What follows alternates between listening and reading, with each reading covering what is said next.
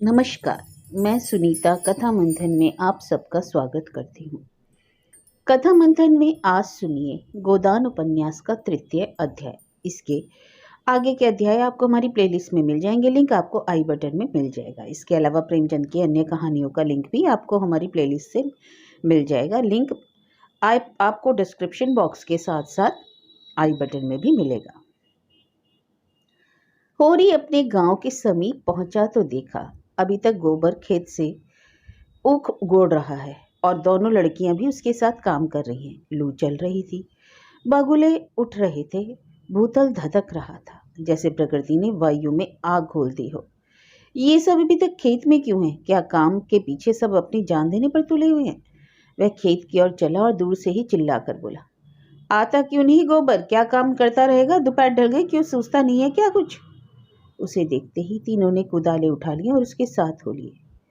गोबर सांवला लंबा इकहरा युवक था जिसे इस काम में रुचि न मालूम होती थी। प्रसन्नता की जगह मुख पर असंतोष और विद्रोह था।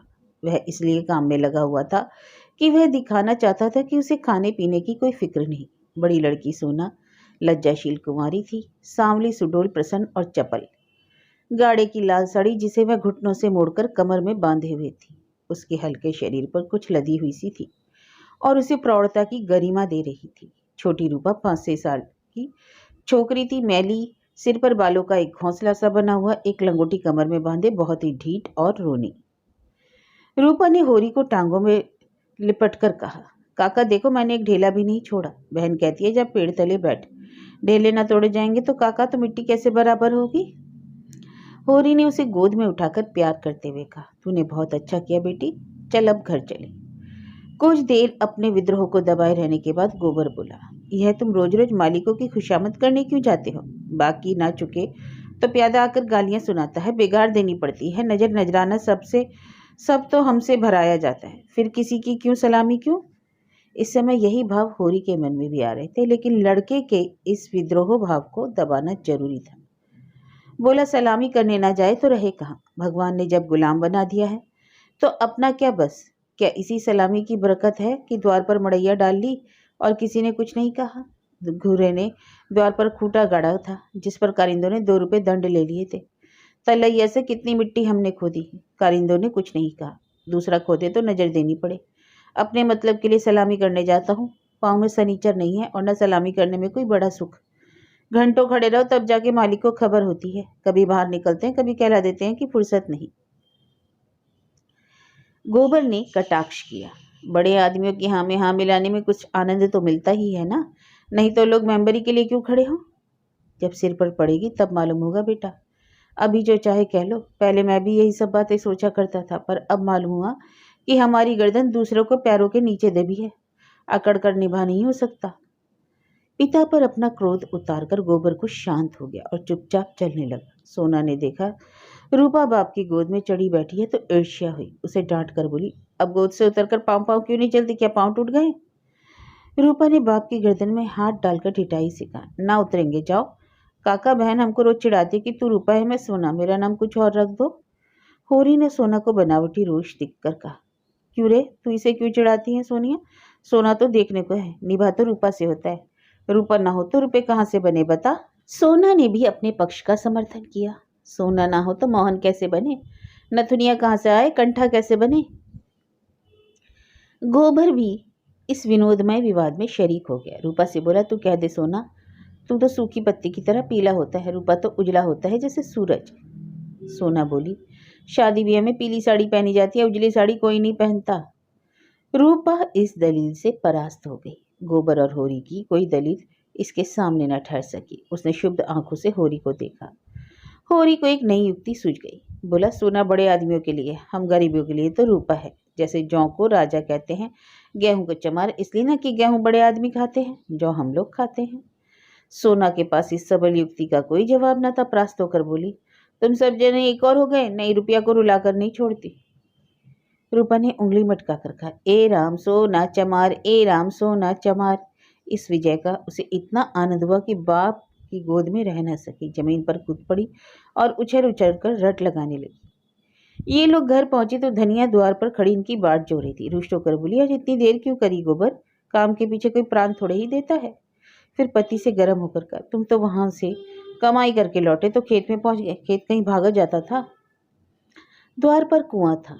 होरी और गोबर ने एक एक कलसा पानी सिर पर उड़ेला, रूपा को नहलाया और फिर भोजन करने गए। जौ की रोटियां थी पर गेहूं जैसी सफेद और चिकनी। अरहर की दाल थी जिसमें कच्चे आम पड़े थे। रूपा बाप की थाली में खाने बैठी। सोना ने उसे ईर्ष्या भरी आंखों से देखा, मानो कह रही थी, वाह रे दुलार। धनिया ने पूछा, मालिक से क्या बातचीत हुई? होरी ने लोटा भर पानी चढ़ाते हुए कहा, यही तहसील वसूल की बात। और क्या, हम लोग समझते हैं बड़े आदमी बहुत सुखी होंगे, लेकिन सच पूछो तो हमसे भी ज्यादा दुखी हैं। हमें अपने पेट ही की चिंता है और उन्हें उन्हें तो हजारों चिंताएं घेरे रहती हैं। राय साहब ने और क्या क्या कहा था वह कुछ होरी को याद ना था। उस सारे कथन का खुलासा मात्र उसके स्मरण में चिपका हुआ रह गया था। गोबर ने व्यंग किया, तो फिर अपना इलाका हमें क्यों नहीं दे देते? हम अपने खेत बैल हल कुदाल सब उन्हें देने को तैयार है, करेंगे बदला। यह तो सब धूर्तता है, धूर्तता। जिसे दुख होता है वह दर्जनों मोटरें नहीं रखता, महलों में नहीं रहता, मजे से राज का सुख भोग रहे हैं और उस पर दुखी हैं। होरी ने झुंझलाकर कहा, अब तुमसे बहस कौन करे भाई? जायदाद किसी से थोड़ी जाती है क्या जो छोड़ देंगे? हमों की खेती में से क्या मिलता है? एक आने नफरी की मजूरी भी तो नहीं पड़ती। जो 10 रुपये महीने का भी नौकर है वह भी हमसे अच्छा खाता पहनता है, लेकिन खेतों को छोड़ा तो नहीं जाता। खेती छोड़ दें तो और करे क्या? नौकरी कहीं मिलती है? फिर मरजाद वो भी तो पालना है। खेती में जो मरजाद है वह नौकरी में तो नहीं। इसी तरह जमींदारी का हाल भी समझ लो, उनकी जान को भी सैकड़ों रोग लगे हैं। हाकिमों को रसद पहुंचाओ, उनकी सलामी करो, अमलों को खुश करो, तारीख पर मालगुजारी न चुका दे तो हवालत जाके जाए कुड़की आ जाए। हमें तो कोई हवालत नहीं ले जाता, 2-4 गालियां घुड़कियां ही तो मिलकर रह जाती हैं।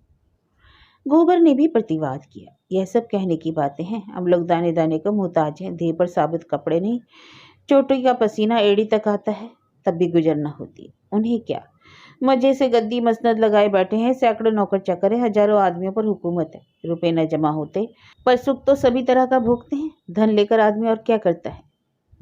भैया तुम्हारी समझ में हम और वह बराबर हैं? भगवान ने तो सबको बराबर ही बनाया है। यह बात नहीं है बेटा, छोटे बड़े भगवान के घर से बनकर आते हैं। संपत्ति बड़ी तपस्या से मिलती है। उन्होंने पूर्व जन्म में जैसे कर्म किए उसका आनंद भोग रहे हैं। हमने कुछ नहीं संचा तो भोगे क्या? यह सब अपने मन की समझाने की बातें हैं बाबा। भगवान सबको बराबर बनाते हैं। यहाँ जिसके हाथ में लाठी वह गरीबों को कुचलकर बड़ा आदमी बन जाता है। यह तुम्हारा भ्रम है। मालिक आज भी 4 घंटे रोज भगवान का भजन करते हैं। किसके बल पर यह भजन भाव और दान धर्म होता है? अपने बल पर नहीं, किसानों के बल पर, मजदूरों के बल पर। यह पाप का धन पचे कैसे, इसलिए दान धर्म करना पड़ता है। भगवान का भजन भी इसलिए होता है, भूखे नंगे रहकर भगवान का भजन करें तो हम भी देखें। हमें कोई दोनों जून खाने को दे, हम आठों पैर भगवान जी का जाप करेंगे। एक दिन खेत में ऊख गोड़ना पड़े तो सारी भक्ति भूल जावे हैं। होरी ने हार कर कहा, अब तुम्हारे मुंह कौन लगे भाई, तुम तो भगवान की लीला में भी टांगे अड़ाते हो। तीसरे पहर गोबर कुदाल लेकर चला तो होरी ने कहा, जरा ठहर जाओ बेटे, हम भी चलते हैं। तब तक थोड़ा सा भूसा निकाल कर रख दो, मैंने भोला को देने को कहा है, बेचारा आजकल बहुत तंग है। गोबर ने अवज्ञा भरी आंखों से देखकर कहा, हमारे पास बेचने को भूसा नहीं है। बेचता नहीं हो भाई, यूं ही दे रहा हूँ। वह संकट में है, उसकी मदद तो करनी पड़ेगी। हमें तो उन्होंने कभी एक गाय नहीं दी। दे तो रहा था पर हमने ली नहीं। धनिया मटक कर बोली, गाय कहीं वह दे रहा था? इन्हें गाय देगा? आंख में अंजन लगाने को कभी चुल्लू पर दूध भेजा नहीं, गाय देगा।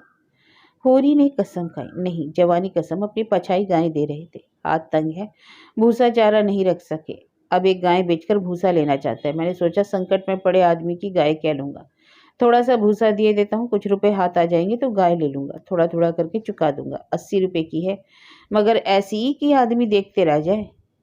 गोबर ने आड़े हाथों लिया, तुम्हारा यही धर्मात्मापन तो तुम्हारी दुर्गत कर रहा है। साफ साफ तो बात है, 80 रुपए की गाय है, हमसे 20 रुपए का भूसा ले ले और गाय हमें दे दे, 60 रुपए रह जाएंगे, वह हम धीरे धीरे दे देंगे। होरी रहस्यमय ढंग से मुस्कुराया, मैंने ऐसी चाल सोची कि गाय सेत में हाथ आ जाए, कहीं भोला की सगाई ठीक करनी है, बस 2-4 मन भूसा तो खाली अपना रंग जमाने को देता हूँ। गोबर ने तिरस्कार किया, तो तुम अब सबकी सगाई ठीका करते फिरोगे? धनिया ने तीखी आंखों से देखा, अब यही एक उद्यम तो रह गया है, नहीं देना है हमें भूसा किसी को। यहाँ भोला भाली किसी का कर्ज नहीं खाया है। होरी ने अपनी सफाई दी। अगर मेरे जतन से किसी का घर बस जाए तो इसमें कौन सी बुराई है। गोबर ने चिल्लम उठाए और आग लेने चला गया। उसे यह झमेला बिल्कुल नहीं भाता। धनिया ने सिर हिलाकर कहा, जो उनका घर बसाएगा वह 80 रुपए की गाय लेकर चुप ना होगा, एक थैली गिनवाएगा। होरी ने पुचारा दिया, यह मैं जानता हूँ, लेकिन उनकी भलमानसी भी तो देखो। मुझसे जब मिलता है तेरा बखानी करता है, ऐसी लक्ष्मी, ऐसी सलीकेदार है। धनिया के मुख पर स्निग्धता झलक पड़ी। मन भाई मुड़िया हिलाए बड़े भाव से बोली, मैं उनके बखान की भूखी नहीं हूँ, अपना मकान धरे रहे। होरी ने स्नेह भरी मुस्कान के साथ कहा, मैंने तो कह दिया भैया, अब नाक पर मक्खी भी नहीं बैठने देती। गालियों से बात करती है, लेकिन वह यही कहे जाए कि वह औरत नहीं लक्ष्मी है। बात यह है कि उसकी घरवाली जबान की बड़ी तेज थी। बेचारा उसके डर से भागा भागा फिरता था। कहता था, जिस दिन तुम्हारी घरवाली का मुंह सवेरे देख लेता हूँ उस दिन कुछ न कुछ हाथ जरूर लगता है। मैंने कहा, तुम्हारे हाथ लगता होगा, यहाँ तो रोज देखो, कभी पैसे से भेंट ना होती है। तुम्हारे भागी खोटे हैं तो मैं क्या करूँ। लगा अपनी घरवाली की बुराई करने।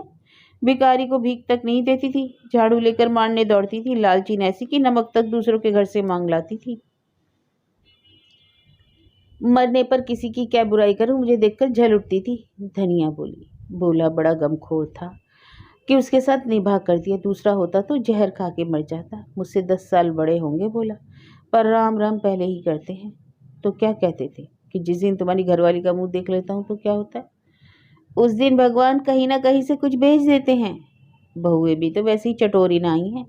अब की सबों ने 2 रुपए के खरबूजे उधार खा डाले। उधार मिल जाए फिर उन्हें चिंता नहीं होती कि देना पड़ेगा या नहीं। अरे भोला, रोते काहे को हैं। गोबर आकर बोला, भोला दादा आ पहुंचे, मन 2 मन भूसा है, वह उन्हें दे दो, फिर उनकी सगाई ढूंढने निकलो। धनिया ने समझाया, आदमी द्वार पर बैठा है, उसके लिए खाट वाट तो डाली नहीं, ऊपर से लगे भुनभुनाने। कुछ तो भली मानसी सीखो। कलसा ले जाओ, पानी भरकर रख दो, हाथ मुंह धोए, कुछ रस पानी पिला दो। मुसीबत में ही आदमी दूसरों के सामने हाथ फैलाता है। होरी बोला, रसवस का काम नहीं, कौन कहीं पाहुने आए हैं क्या। धनिया बिगड़ी, पाहुने और कैसे होते हैं, रोज रोज तो तुम्हारे द्वार पर नहीं आते। इतनी दूर से धूप धाम में आए हैं, प्यास लगी होगी। रुपया देख, डब्बे में तम्बाकू है कि नहीं। गोबर के मारे काहे की बची होगी, दौड़कर 1 पैसे का तम्बाकू सुहाइन की दुकान से तो ले आ। भोला किया जितनी खातिर हुई और कभी ना हुई होगी। गोबर ने खाट डाल दी, सोना रस घोल लाई, रूपा तम्बाकू भर लाई। धनिया द्वार पर किवाड़ की आड़ में खड़ी अपने कानों से अपना बखान सुनने के लिए अधीर हो रही थी। भोला ने चिल्लम हाथ में लेकर कहा, अच्छी घरनी घर में आ जाए तो समझ लो भैया, लक्ष्मी आ गई। वही जानती है कि छोटे बड़े का आदर सत्कार कैसे करना चाहिए। धनिया के हृदय में उल्लास का कंपन हो रहा था। चिंता, निराशा, अभाव से आहत आत्मा इन शब्दों में एक कोमल शीतल स्पर्श का अनुभव कर रही थी। होरी जब भोला का खांचा उठाकर भूसा लाने अंदर चला तो धनिया भी पीछे पीछे चली। होरी ने कहा, जाने कहाँ से इतना बड़ा खांचा मिल गया। किसी भड़बूजे से मांग लिया होगा, मन भर से कम में ना भरेगा। 2 खांचे भी दिए तो 2 मन निकल जाएंगे। धनिया फूली हुई थी, मलामत की आंखों से देखती हुई बोली, या तो किसी को नेता ना दो और दो तो भरपेट खिलाओ। तुम्हारे पास फूल पत्र थोड़े ही है कि चंगेरी लेकर चलते। देते ही तो 3 खांचे दे दो। भला आदमी लड़कों को क्यों नहीं लाया, अकेले कहाँ तक ढोएगा, जान निकल जाएगी। 3 खांचे तो मेरे दिए ना दिए जाएंगे, तब क्या 1 खांचा देकर टालोगे। गोबर से कह दो अपना खांचा भरकर उनके साथ चला जाए। गोबर ऊख गोड़ने जा रहा है। अरे एक दिन गोड़ने से उगना सूख जाएगी। यह तो उनका काम था कि किसी को अपने साथ ले आते। भगवान के लिए दिए 2-2 बेटे हैं। अरे ना होंगे घर पर, दूध लेकर बाजार गए होंगे। अच्छी दिल लगी है, अपना माल भी दो और घर तक भी पहुंचा दो। लाद दे लदा दे, लदा दे लादने वाला भी साथ कर दे। अच्छा भाई कोई मत जाओ, मैं पहुंचा दूंगी। बड़ों की सेवा करने में लाज नहीं। और 3 खांचे उन्हें दे दूं तो अपने बैल क्या खाएंगे। यह तो नेता देने से पहले सोच लेना था तुमको। ना हो तो तुम और गोबर दोनों चले जाओ। मुरोवत मुरोवत की तरह की जाती है, अपना घर उठाकर नहीं दिया जाता। अभी जमींदार का प्यादा आ जाए तो अपने सिर पर भूसा लाद कर पहुंचाओगे तुम, तुम्हारा लड़का लड़की सब, और यहाँ साइत मन 2 मन लकड़ी भी फाइन पड़े। जमींदार की बात और है। हाँ, वह डंडे के जोर से जो काम लेता है, उसके खेत नहीं जोतते, खेत जोतते हैं तो लगान नहीं देते। अच्छा भाई जान ना खा, हम दोनों चलेंगे। कहाँ से कहाँ मैंने इन्हें भूसा देने को कह दिया, या तो चलेगी नहीं, चलेगी तो दौड़ने लगेगी। तीनों खांचे भूसे से भर दिए। गोबर कुड़ रहा था, उसे अपने बाप के व्यवहार में जरा भी विश्वास न था। वह समझता था यह जहाँ जाते हैं वहाँ कुछ न कुछ घर में से खो आते हैं। धनिया प्रसन्न थी। रहा होरी, वह तो धर्म और स्वार्थ के बीच डूब उतर रहा था। होरी और गोबर मिलकर एक खाचा बाहर लाए। भोला ने तुरंत अपने अंगूछे का बीड़ा बनाकर सिर पर रखते हुए कहा, मैं इसे रखकर अभी भागा आता हूँ, एक खाचा और लूंगा। होरी बोला, एक नहीं अभी दो और भी धरे हैं, तुम्हें आना नहीं पड़ेगा, मैं और गोबर एक एक खाचा लेकर तुम्हारे साथ ही चलते हैं। भोला स्तंभित हो गया। होरी उसे अपना भाई बल्कि उससे भी निकट जान पड़ा। उसे अपने भीतर एक ऐसी तृप्ति का अनुभव हुआ जिसने मानो उसके संपूर्ण जीवन को हरा दिया। तीनों भूसा लेकर चले तो राह में बातें होने लगी। भोला ने पूछा, दशहरा आ रहा है, मालिकों के द्वार पर तो बड़ी धूमधाम होगी। हाँ, तंबू सामियाना गड़ गया, अब की लीला मैं भी काम करूंगा। राय साहब ने कहा है तुम्हें राजा जनक का माली बनना पड़ेगा। मालिक तो तुमसे खुश हैं। हाँ, उनकी दया है। एक क्षण के बाद भोला ने फिर पूछा, सगुन के रुपए का जुगाड़ कर लिया? माली बन जाने से तो गला ना छूटेगा। होरी ने मुंह का पसीना पोंछकर कहा, उसी की चिंता तुम्हारे डालती है दादा। अनाज तो सबका सब खलिहान में ही तुल गया। जमींदार ने अपना लिया, महाजन ने अपना। मेरे लिए 5 सेर अनाज बच रहा। यह भूसा तो मैंने रातों रात ढोकर छिपा दिया था, नहीं तो तिनका भी ना बचता। जमींदार तो एक है, मगर महाजन तो 3-3 हैं। सहुआइन अलग, मंगरू अलग, दातादीन पंडित अलग। किसी का ब्याज भी पूरा ना चुका। जमींदार के भी आधे रुपए बाकी पड़ गए। कुछ नहीं बचा। हमारा तो जन्म ही इसलिए हुआ है कि अपना रक्त बहाएं और बड़ों का घर भरे। भोला ने करुण भाव से कहा, बड़े आदमियों की बराबरी तुम कैसे कर सकते हो भाई? अरे आदमी तो हम भी हैं। कौन कहता है कि हम तुम आदमी हैं? हमें आदमियत कहाँ। आदमी वे हैं जिसके पास धन है, अख्तियार है, इलम है। हम लोग तो बैल हैं और जुतने के लिए पैदा हुए हैं। उस पर एक दूसरे को देख नहीं सकते। एका का नाम नहीं। एक किसान दूसरे के खेत पर ना चढ़े तो कोई जाफा कैसे करे? प्रेम तो संसार से उठ गया। बूढ़ों के लिए अतीत के सुखों और वर्तमान के दुखों और भविष्य के सर्वनाश से ज्यादा मनोरंजक कोई प्रसंग नहीं होता। दोनों मित्र अपने अपने दुखड़े रोते रहे। भोला ने अपने बेटों की करतूत सुनाई, होरी ने अपने भाइयों का रोना रोया। और तब एक कुएं पर बोझ रखकर पानी पीने के लिए बैठ गए। गोबर ने बनिए से लोटा मांगा और पानी खींचने लगा। भोला ने सहृदयता से पूछा, अलगोजे के समय तो तुम्हें बड़ा रंज हुआ होगा। भैया को तो तुमने बेटों की तरह पाला था। होरी आदर कंठ से बोला, कुछ ना पूछे दादा, यही जी चाहता था कि कहीं जाके डूब मरूं। मेरे जीते जी सब कुछ हो गया। जिनके पीछे अपनी जवानी धूल में मिला दी, वही मेरे मुद्दई हो गए। झगड़े की जड़ क्या थी?